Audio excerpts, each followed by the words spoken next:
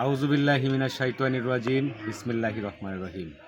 আসসালামু আলাইকুম। সুপ্রিয় দর্শক, আজকে আপনাদের সামনে আমি এমন একটা জায়গা প্রদর্শন করব যেটা আপনারা অনেকে স্বপ্নের মতো খুঁজতেছেন। খুবই স্বল্প দামে গ্রামীণ পরিবেশে আমাদের শ্রীপুর উপজেলার গোসিঙ্গা ইউনিয়নের খুঁজেখানি মৌজার খুঁজেখানি গ্রামে 17% জায়গা। এই যে জায়গাগুলি বাউন্ডারি করা আছে, এখানে এই মুহূর্তে কলা বাগান আছে। তো এটা 17% সম্পূর্ণ স্কয়ার একটা জমি। অনেকে বাড়ি অথবা রিসোর্ট অথবা বাংলো বাড়ি করতে চান, গ্রামের খুব নিরিবিলি পরিবেশে করতে চান, তাদের জন্য একটা সুবর্ণ সুযোগ এটা। এই দেখুন, এখানে 12 ফিট রাস্তা আছে।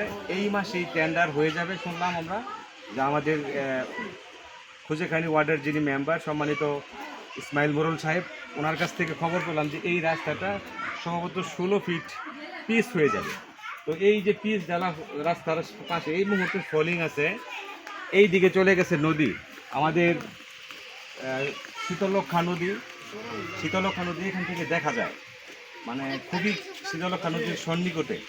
তো আমি আপনাদেরকে অনুরোধ করব, যারা অল্প টাকার মধ্যে খুব সুন্দর সম্পূর্ণ স্কয়ার সাইজের একটা জমি খুঁজতেছেন, আপনাদের জন্য হতে পারে এটা সম্পূর্ণ, আপনাদের জন্য হতে পারে একটা চমৎকার চয়েস। তো যাই হোক, এখানে দেখা যায় এখানে বাগানের কিছু গাছ আছে, কাঁঠালি গাছ আছে কিছু, তারপরে আপনার আরও আছে কলা গাছ, ভিতরে আম গাছ আছে। তো মোটামুটি একটা বাগানের মতো অবস্থা আর কি।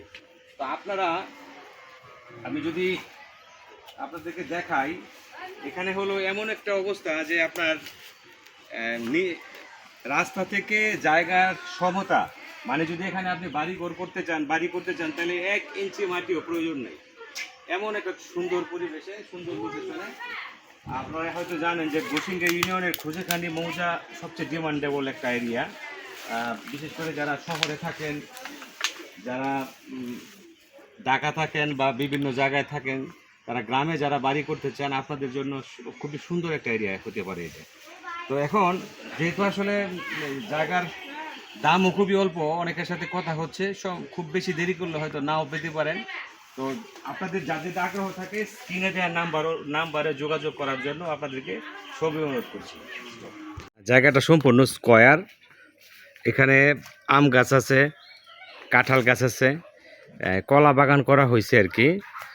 তো এটা হলো জায়গার পশ্চিম সাইড, আর এটা হলো জায়গার পূর্ব সাইড। এটা হলো জায়গার উত্তর সাইড, আর এটা হলো জায়গার দক্ষিণ সাইড। আর এই যে পূর্ব সাইডে যে দেখতেছেন, যে পূর্ব সাইডে রাস্তা,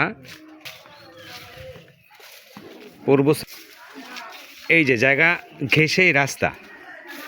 আপনি আর জায়গা, কারো জায়গায় আপনার পাড়া দিতে হবে না, একবারে জায়গার সাথেই রাস্তা। এবং এটাও এখানে আরেকটা রাস্তা চলে গেছে ওই সাইডে। এই সাইডে চলে গেছে হলো নদী, এই সাইডে গোসিঙ্গা চলে গেছে, গোসিঙ্গা।